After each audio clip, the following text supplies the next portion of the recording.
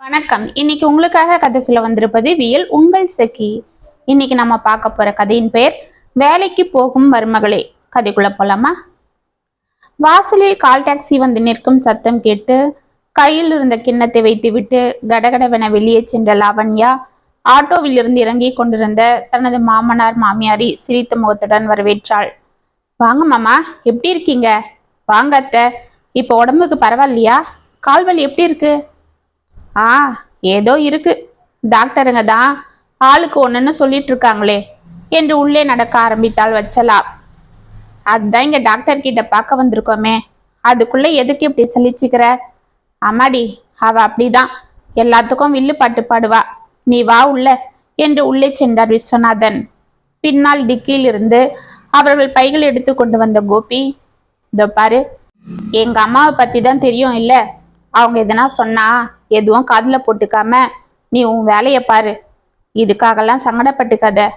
நீ படமாட்ட, இருந்தாலும் இப்பவே சொல்லி வைக்கிறேன் என்று உள்ளே சென்றான். இருவருக்கும் காப்பி கொடுத்து விட்டு உள்ளே டிஃபன் செய்ய சென்றாள் லாவண்யா. இதற்குள் பிள்ளைகள் எழுந்து வெளியே வர அவர்களை கொஞ்சம் இருவரும் அவர்களுக்காக வாங்கி வந்த பலகாரம் பொம்மைகள் அனைத்தையும் எடுத்து கொடுத்து விட்டு குளிக்க சென்றனர். லாவண்யா அனைவருக்கும் டிஃபன் பரிமாறி தானும் அமர்ந்து சாப்பிட்டு விட்டு பிள்ளைகளுக்கும் கோபிக்கும் தனக்கும் சாப்பாடு கட்டி வைத்துவிட்டு பேகை எடுத்துக்கொண்டு வெளியே வந்தாள். என்னம்மா, ஆபீஸ்க்கு கிளம்பிட்டியா? ஆமாம்மாம்மா, மதியம் உங்க 2 பேருக்கும் சாப்பாடு செஞ்சு வச்சிருக்கேன். சாயங்காலத்துக்கும் சுண்டல் செஞ்சு ஹாட் பாக்ஸ்ல போட்டிருக்கேன். பிளாஸ்க்ல காப்பி இருக்கு, நடுவில் வேணும்னா எடுத்து குடிச்சுக்கோங்க. நான் ராத்திரிக்கு வந்து டிஃபன் செஞ்சிடறேன். வேலைக்காரி பொண்ணி வந்து துணியெல்லாம் துவச்சி சாமானை தேய்ச்சிடுவா. அவளுக்கு டிஃபன் பாக்ஸ்ல டிஃபன் வச்சிருக்கேன், எடுத்து கொடுத்துடுங்க. உங்களுக்கு எதனா வேணும்னா எனக்கு ஃபோன் போடுங்க மாமா, நான் வரும்போது வாங்கிட்டு வந்துடுறேன் என்றாள். சரிடாம்மா, பார்த்து பத்திரமா போயிட்டு வா. வண்டியில தானே போற? ஆமாம் மாமா. ஏய் பசங்களா, ஆட்டோ வந்ததோ ஜாக்கிரதையா கிளம்பணும், சரியா? தாத்தா பாட்டிய தொந்தரவு பண்ணக்கூடாது. என்னங்க, நான் வரேங்க. அத்தை, நான் அப்ப போயிட்டு வரேன். நீங்க ரொம்ப ஒன்றும் ஸ்ட்ரெயின் எடுத்துக்காதீங்க, நான் வந்து எல்லாம் பார்த்துக்கிறேன். ஆ, சரி சரி என்றவள் முகத்தை பார்க்காமலேயே கூறினாள் வச்சலா. இதை எதிர்பார்த்தது போல் லேசாக சிரித்து விட்டு கடகடவென வெளியே சென்று வண்டியை ஸ்டார்ட் செய்தாள். அவள் சென்றதும், அம்மா, அப்ப நானும் கிளம்புறேம்மா. சாயங்காலம் ரெடியா இருங்க, நான் வந்து உங்களை டாக்டர் கிட்ட கூட்டிட்டு போறேன் என்று கூறிக்கொண்டே ஷூவை போட்டு கொண்டிருந்தான் கோபி. ஏண்டா, உன் பொண்டாட்டி மனசுல என்னடா நினைச்சிட்டு இருக்கா? நாங்க அவ்வளோ தூரம் ஊர்ல இருந்து வந்திருக்கோம், அதுவும் நான் உடம்பு முடியாம வந்திருக்கேன். கிட்ட இருந்து ஒரு மாமியார் மாமனாரை கவனிப்போன்னு இல்லாம பெரிய கலெக்டர் போல பேகை தூக்கிக்கிட்டு கிளம்பிட்டாளே. அம்மா, அவளுக்கு இன்னைக்கு முக்கியமான வேலை இருக்குமா, லீவுலாம் போட முடியாது. ஆமா, எங்களை விட அப்படி என்ன முக்கியமான வேலை? அதுக்குதான் வேலைக்கெல்லாம் அவளை போக வேண்டான்னு சொல்லுடான்னு தலை பட அடிச்சுக்கிட்டேன். ஆரம்பிச்சிட்டியா உன் பல்லவிய? ஏம்மா வச்சலா, அவ தான் நமக்கு வேண்டியதெல்லாம் செஞ்சு வச்சுட்டு போயிருக்கா இல்ல, அப்புறம் எதுக்கு அனாவசியமா பேசுற? ஆமா, அவளை எதனா சொன்னா வந்துடுவீங்களே என்று முகத்தை திருப்பினாள். அம்மா, இதோ பாருங்க, அவ எம்எஸ்சி படிச்ச பொண்ணு. இவ்வளோ படிப்பை படிச்ச பொண்ண எப்படி நான் வேலைக்கெல்லாம் போகாத வீட்லயே இருன்னு சொல்றது? அதுவும் அவளுக்கு அந்த ப்ரொஃபஸர் வேலைன்னா உயிர், ஆசைப்பட்டு படிச்சாலாம். அதுவும் இல்லாம பசங்களும் வளர்ந்துட்டாங்க. அவளும் வீட்டில் நான் வேலை பார்க்க மாட்டேன் அது இதுன்னு ஏதாவது தொந்தரவு பண்ணா பரவாயில்ல, காலையில் எழுந்து எல்லாம் செஞ்சு வச்சிடுறா. சாயங்காலத்துல வந்து பசங்களையும் பொறுப்பா பார்த்துக்கிறா. லீவு நாள்ல நானும் அவளுக்கு உதவி செய்கிறேன். இப்படி நாங்க அட்ஜஸ்ட் பண்ணிக்கிட்டு சுமூகமா தான் போறோம். அப்புறம் என்ன? சரிம்மா, டைம் ஆகுது, நான் கிளம்புறேன் என்று வண்டி எடுத்து கொண்டு புறப்பட்டான். ஆமா, இவன் ஒரு இளிச்சவன். பொண்டாட்டி என்ன சொன்னாலும் அப்படியே வேத வாக்கெடுத்துப்பான். இவனுக்கு என்ன, நல்லா படிச்சுட்டு நல்ல உத்தியோகத்துல தானே இருக்கான், கை நிறைய வருமானம், அப்புறம் என்ன என்று தலையில் அடித்து கொண்டு வந்து டிவி ஆன் செய்தாள். இதற்குள் ஆட்டோ வர பிள்ளைகள் அதில் ஏற்றி டாட்டா காட்டிவிட்டு உள்ளே திரும்பிய விஸ்வநாதன் மீண்டும் ஏதோ ஆட்டோ வந்து வாசலில் நிற்பதை பார்த்து அமைதியாக நின்றார். அதிலிருந்து அவரது மகள் ரேணுகா இறங்க அவளை பார்த்து முகமலர்ந்த விஸ்வநாதன் ஆட்டோவிற்கு பணத்தை கொடுத்துவிட்டு அவளை உள்ளே அழைத்து சென்றார். அவளை பார்த்து வச்சலா புரித்து போக, என்னம்மா பசங்களை கூட்டிட்டு வந்திருக்க கூடாது என்றார் விஸ்வநாதன். அதுங்க அவங்க பாட்டியை விட்டு வரமாட்டேன்னு சொல்லிச்சிடுங்க. அதுதான் நான் பாட்டுக்கு வந்துட்டேன். அது சரி, ஒரு அம்மாவா கிட்ட இருந்து அதுங்களை பார்த்தா தானே. எப்ப பாரு ஊரை சுத்திக்கிட்டு இருந்தா அவங்க எப்படி அம்மனு உன்கிட்ட ஓட்டுறது என்று மனதில் புலம்பிக் கொண்டு பேப்பரை எடுத்து விரித்தார்.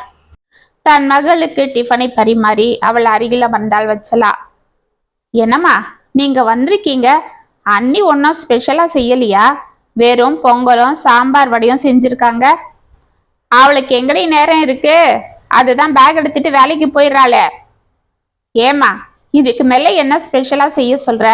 வேணும்னா நீ தான் உங்க அம்மாக்காக எதனா செஞ்சு வையி என்று சிரித்தார் விஸ்வநாதன். நானே எங்க மாமியார் வீட்டுல தினமும் சிக்கி சின்ன பின்ன மாறேன். ஏதோ நீங்க ஊருக்கு வந்திருக்கிற சாக்கை வச்சுக்கிட்டு அப்படியே உங்களை பார்த்தது போல இருக்குமேன்னு இங்க ஒரு 10 நாள் இருந்துட்டு போலான்னு வந்தேன். இல்லைன்னா அந்த கிழவி விடுமா என்று முகத்தை சுருக்கினாள். ஆஹா, நீ உங்க மாமியாருக்கு செய்யற சேவை எனக்கு தெரியாது. பாவம், இந்த வயசான காலத்துல அந்த அம்மாவை சம்பளம் இல்லாத வேலைக்காரி புள்ளையில வச்சிட்டு இருக்கிற என்று மனதில் நினைத்து கொண்டு அமைதியாக பேப்பரை பார்த்து கொண்டிருந்தார். அவர் கிடக்குறாரு, அவருக்கு உங்க அன்னிக்காரிய எதுவும் சொல்லிடக்கூடாது. இப்ப என்ன, உனக்கு என்ன வேணும் சொல்லு, மதியத்துக்கு செஞ்சு வச்சிடுறேன் என்று வச்சலா எழுந்து கொள்ள. ஏய், உனக்கு கால் வலின்னு தானே சொல்லிட்டு இருந்த, அதனால தானே பாவம் நம்ம மருமகளே காலையிலேயே நமக்காக எல்லாம் செஞ்சு வச்சுட்டு போனா.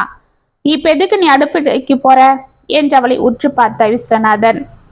இதோ பாருங்க, நாம குழந்தை நம்மளை பார்க்க வந்திருக்கா. அவளுக்கு நாம செய்யாம யாரு செய்யறது? வந்த இடத்துல கூட அவளே தான் செய்யணுமா? அப்புறம் அம்மா வீடுன்னு என்ன இருக்கு? அவளால அவ்வளோ தூரம் அடிக்கடி அங்க வரவும் முடியாது. ஏன், போன மாசம் கூட அவங்க ஃப்ரெண்ட்ஸுங்கெல்லாம் கோவிலை சுத்தி பார்க்கணும்னு சொன்னாங்கன்னு வந்து 10 நாள் தங்கிட்டு இல்ல போனா. அப்ப நீ பண்ண வேலை தான் இப்ப காலு வீங்கி நடக்க முடியாம அவதிப்படுற. அதை பார்க்கத்தான் இங்க புள்ளைகிட்ட வந்திருக்கோம். ஆமா, போதும் நிறுத்துங்க. அந்த வலி ஏற்கனவே எனக்கு இருக்கிறது தானே. குழந்தை பாவம், அண்ணங்கார இங்கேயே தான் இருக்கான்னு பேரு. ஆனா குழந்தை வந்து ஒரு 2 நாள் தங்க முடியுதா? அன்னிக்காரி காலையில எழுந்து ஓடிடுறா. ஏதோ நாம வந்த சாக்கில இங்க வந்திருக்கா. அவளை போய் நீ சாப்பிடுமா, நான் போய் உங்க அப்பாவை சிக்கன் எடுத்துட்டு வர சொல்றேன் என்றவள் தலையை ஆசையாக கோதினாள் வச்சலா. 1 வாரம் சென்றது. வீட்டில் ரேணுகா வந்ததிலிருந்து லாவண்யாவிற்கு வேலை சரியாக இருந்தது. ரேணுகா காலையில் எழுந்து தனது அன்னிக்காக ஒரு உதவியும் செய்யாமல் நன்கு படுத்து கொண்டு 10 மணி வரை தூங்குவதும், சாப்பிட்டு முடித்து செல்போனை வைத்துக்கொண்டு தனது கணவர் தோழிகளுடன் அரட்டை அடிப்பதும், தனது தாயுடன் சேர்ந்து கொண்டு தனது அண்ணியை பற்றி ஏதாவது குறை கூறி கொண்டும் இருந்தாள். அவளுக்கு காலையில் பெட் காஃபி கூட லாவண்யாவை கொண்டு போய் கொடுக்க வேண்டியதாக இருக்க, இதையெல்லாம் பார்த்த கோபிக்கு தனது தங்கையின் செயல் எரிச்சலை ஏற்படுத்தியது. ஏ ரேணுகா, காலையில எழுந்து உங்க அன்னிக்காரியை எல்லாம் செய்யறா. அம்மாக்கும் கால் வலின்னு அவஸ்தப்படுறாங்க. நீதான் கொஞ்சம் எழுந்து அவளுக்கு கூட மட செய்யலாம் இல்ல? அட்லீஸ்ட் காப்பியாவது நீயே போட்டு குடிச்சுக்கலாம் இல்ல என்று கோபி தனது தங்கையை கேட்க, ஓ அப்ப நான் இங்க வந்திருக்கிறது உன் பொண்டாடிக்கு பிடிக்கலன்னு சொல்லு. அதுதான் உன்கிட்ட போட்டு கொடுத்துருக்காளா? அம்மா பாருங்க, இதுக்கு தான் நான் இங்க வர்றதே இல்லை. நீங்க வந்திருக்கீங்களேன்னு பாசத்துல நான் உங்களை பார்க்க வர்றது கூட இவங்களுக்கு பிடிக்கல என்று காலி டம்ளரை கொண்டு போய் எரிச்சலோடு ஷிங்கில் விசிறி அடித்தாள். இதை பார்த்த வச்சலா, ஏய் என்னடா, அவ எதுக்குடா இங்க வந்து வேலை செய்யணும்? என் பொண்ணு என்ன உன் பொண்டாட்டிக்கு வேலைக்காரியா என்று கோபியை முறைத்தாள். அம்மா நான் அதுக்கு சொல்லல, பாவம் அவளே காலையில வேலைக்கு போற அவசரத்துல. போதும், அதுக்கு தான் சொல்றது அவளை வேலைக்கு போக வேண்டாம், வீட்டுல இருக்க சொல்லுன்னு. இப்ப தெரியுதா நான் எதுக்கு சொல்றேன்னு? நம்ம ஊர்ல அக்கம் பக்கத்துல இருக்கிறவங்க எல்லாம் என் மூஞ்சியில காரி துப்புறாங்க. எங்க மருமகள் எல்லாம் பாரு வீட்டுல இருக்காங்க, உன் மருமக இந்த வயசான காலத்துல உங்களை இங்க தனியா விட்டுட்டு அவ பாட்டுக்கு உன் பையன் கூட சேர்ந்து வேலைக்கு போறாளேன்னு. ஏய் வச்சலா, என்ன பேசுற? அவங்கெல்லாம் அங்கேயே நிலம் போலன்னு வச்சிட்டு இருக்காங்க. அந்த ஊர்ல தான் அவங்க பொழப்பு. நாம அப்படியா? நான் அங்க எப்பவோ போஸ்ட்மேனா வேலை பார்த்து ரிட்டையர்டும் ஆகிட்டேன். அங்க நமக்கு நிலமும் இல்லை ஒன்றும் இல்லை. நான் அப்ப வாங்கின அந்த சின்ன ஓட்டு வீட்டை விட்டு வர மனசு வராமலையும், அக்கம் பக்கத்துல உன்னை போல ஊர்வம்பு பேசுற பொம்பளைங்களை விட்டுட்டு வர மனசு வராமலையும் நீ அங்கே இருக்க. உனக்காக படிச்ச பொண்ணு அவ உன் கூட இருக்கணுமா? அதுவும் அவ புருஷ இங்க வெளியில இருக்கும் போது அவ நம்ம கூட இருந்து என்ன பண்ணுவா என்றார் விஸ்வநாதன். அப்பா, நீங்க பேசாதீங்க. எப்ப பாரு வந்துடுவீங்க உங்க மருமகளுக்கு வக்காலத்து வாங்கிக்கிட்டு. அம்மா, என்னால தானே இங்க பிரச்சனை. நான் இன்னைக்கே கிளம்புறேன் என்று மூக்கி சிந்தினாள் ரேணுகா.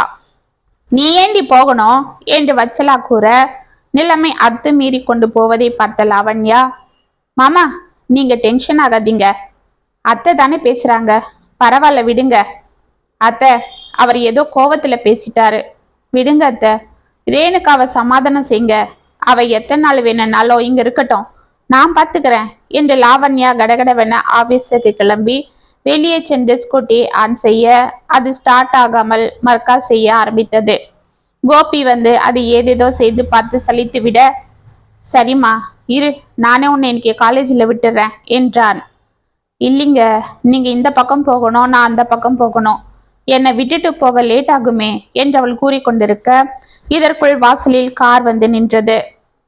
என்னங்க, எங்க HOD வந்திருக்காரு. அன்னைக்கு உங்ககிட்ட போன்ல கூட பேசினாரே, அவருக்கு இந்த ஏரியால வீடு என்று கோபியை பார்த்தாள் லாவண்யா. ஆமா, நான் சொல்லியிருக்க லாவண்யா. சரி, முதல்ல அவரை உள்ள வர சொல்லு என்றான் அவசரமாக. லாவண்யா ஓடி சென்று காரில் இருந்து இறங்கிய வசந்தை உள்ளே அழைத்து வர அவனை பார்த்து முகத்தை திருப்பி கொண்டு உள்ளே சென்றனர் வச்சலாவும் ரேணுகாவும். வாங்க சார் என்றவரை உள்ளே அழைத்து அமர வைத்த கோபி லாவண்யாவிடம் காப்பி கொண்டு வரும்படி கூறினான். வசந்த் வீட்டை சுற்றி பார்த்து கொண்டே சோஃபாவில் அமர இதற்குள் காப்பியுடன் வெளியே வந்த லாவண்யா, மாமா இவர் தான் எங்க HOD வசந்த் சார், புதுசா வந்து ஜாயின் பண்ணிருக்காரு. நம்ம ஏரியால வீடு இருந்தா நல்லா இருக்கும்னு என்கிட்ட கேட்டிருந்தாரு என்று விஸ்வநாதனுக்கு அறிமுகம் செய்தாள். விஸ்வநாதனும் சிரித்த முகத்துடன் அவரிடம் பேசி கொண்டிருக்க, சார் நீங்க ஒன்றும் கவலைப்படாதீங்க, இன்னும் ஒரே வாரத்துல வீடு கிடைச்சிடும். நீங்க அன்னைக்கு போன்ல சொன்ன உடனே நான் என் ஃப்ரெண்ட்ஸுங்க கிட்ட எல்லாம் சொல்லியிருக்கேன், அவங்க இன்னும் 2 நாள்ல சொல்லிடுவாங்க என்றான் கோபி. அப்படியா, ரொம்ப தேங்க்ஸ் கோபி. லாவண்யா, உங்க குடும்பத்தை எனக்கு ரொம்ப பிடிச்சிருக்கு, உங்க ஹஸ்பண்ட் வெரி நைஸ் பர்சன் என்று சிரித்தான் வசந்த். சற்று நேரம் அனைவரிடமும் இயல்பாக பேசி கொண்டிருந்த விட்டு கிளம்பிய வசந்த், லாவண்யா காலேஜுக்கு தானே கிளம்பிட்டு இருக்கீங்க, வாங்களே நம்ம கார்லயே போயிடலாம் என்று அவளை பார்க்க அவள் கோபியை பார்த்தாள். அவன் சிரித்து கொண்டே தலையை ஆட்ட, ஆமாம்மா ஸ்கூட்டி கூட ரிப்பேர் ஆயிடுச்சுன்னு சொன்ன இல்ல, இனி நீ பஸ்ஸை பிடிச்சி போறதுக்கு நேரம் ஆகிடும். சார் எப்படியும் காலேஜுக்கு தானே போறாரு, அவர் கூடவே போயிடு, நான் அதை கொண்டு போய் மெக்கானிக் கடையில காட்டுறேன் என்றார் விஸ்வநாதன். அப்போ ஓகே கோபி, நான் கிளம்புறேன். ஐயா நான் வரேன். உள்ள போனாங்களே அவங்க உங்க அம்மா தானே என்றார் கோபியை பார்த்து. ஆமா, அவங்க தான் எங்க அம்மா, கூட இருந்தது என் தங்கச்சி, கொஞ்சம் இருங்க சார் என்று உள்ளே சென்று அவர்களை அழைத்தான் கோபி. என்னடா என்ன இப்ப, நாங்க எதுக்கு வெளியில வரணும், அதுதான் நீங்க பேசுறீங்கல்ல, அது போதும் போ என்றாள் வச்சலா உள்ளிருந்து. அம்மா என்ன இது, அவர் நம்ம லாவண்யா வேலை பார்க்குற காலேஜில் HOD, இப்படி நீங்க பேசுறது அவர் காதுல விழுந்தா சங்கடப்பட மாட்டாரு, மெதுவா பேசுங்க, அசிங்கமா இருக்கு. ஆமாண்டா, நாங்க பேசுறதுல ஒன்னா அசிங்கமாகிடாது, உன் பொண்டாட்டிய இப்படி கண்டவன் கூட கார்ல அனுப்புறியே, அதுதான் அசிங்கமா இருக்கு. ஆமாண்ணா, அண்ணி இப்படி யார் கூடவோ கார்ல போறது 4 பேர் பார்த்தா நம்ம குடும்பத்தை தப்பா நினைக்க மாட்டாங்க, நான் ஒரு நாளாவது இந்த மாதிரி எவன் கூடயாவது போயிருப்பனா என்றாள் ரேணுகா. எல்லாம் வேலைக்கு போற திமிருடி, நாம் அவளை சொல்லி என்ன பிரயோஜனம், இவனுக்கு இருக்கணும் என்று தலையில் அடித்து கொண்டு, அந்த ஆளுக்கும் வெக்கம் இல்லாம அடுத்தவன் பொண்டாட்டிய என் கூட கார்ல வரியான்னு கூப்பிடுறான் பாரு என்றாள் வச்சலா உரக்க. உங்களெல்லாம் திருத்தவே முடியாது, நீங்க வேணும்னு பண்றீங்க என்று பல்லை கடித்து கொண்டு கோபி வெளியே வர லாவண்யா கலங்கிய கண்களுடன் தனது மாமனாரை பார்த்தாள். அவர் முகத்தில் எரிச்சல் கவலை அனைத்தும் தெரிந்தது.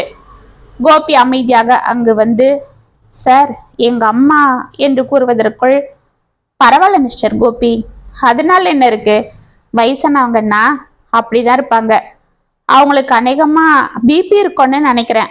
ஐ எம் கரெக்ட் என்று சிரித்தார். கோபி அமைதியாக தலையை ஆட்ட, ஓ அதுதான், பாவம், உடம்ப பார்த்துக்க சொல்லுங்க. ஓகே சார், நான் கிளம்புறேன். லாவண்யா நீங்க என்று தயங்கினார். லாவண்யா கோபியை பார்க்க, போயிட்டு வா என்பது போல் தலையை ஆட்டினான் கோபி. 2 நாட்கள் சென்றது. வச்சலாவும் ரேணுகாவும் யாரிடமும் பேசாமல் முகத்தை உம்மென்று வைத்துக் கொண்டு தங்கள் அறைக்குள்ளேயே இருந்தனர்.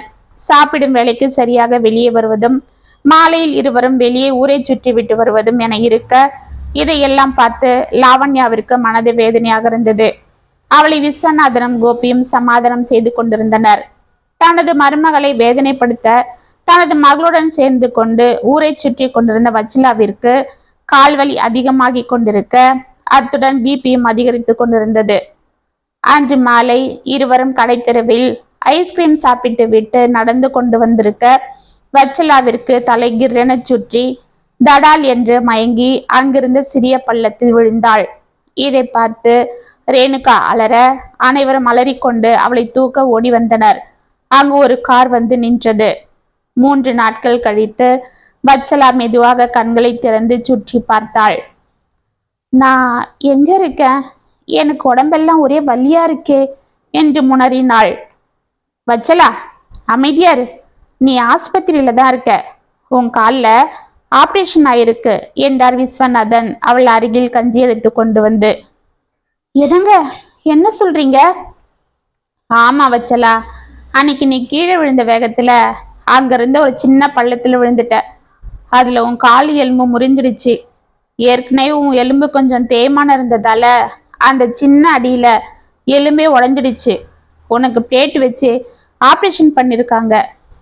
அப்படியா? அப்ப ஆப்ரேஷனுக்கு ரொம்ப செலவாகி இருக்குமே.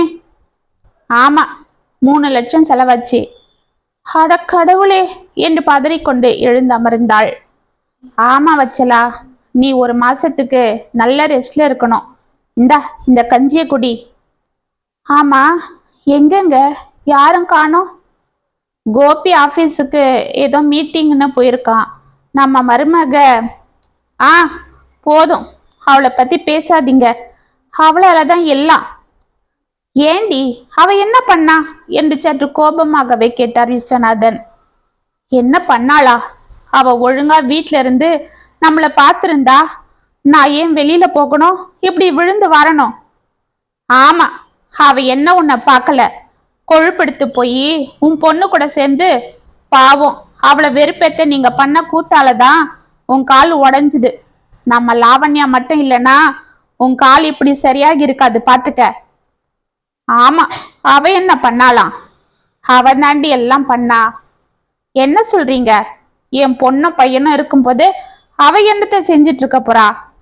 ஹே பைத்தியக்காரி, உன் பொண்ணு உனக்கு அடிப்பட்ட ஆஸ்பத்திரியில சேர்த்த மறுநாளே எனக்கு வீட்டுக்கு போகணும், பசங்களை பார்க்கணும்னு ஓடிட்டா. எங்க இங்க இருந்தா செலவாக போகுது, வேலை இருக்க போகுதுன்னு. வச்சலா அதிர்ந்து போனாள். அப்ப என் கூட இருந்தது லாவண்யா தான்.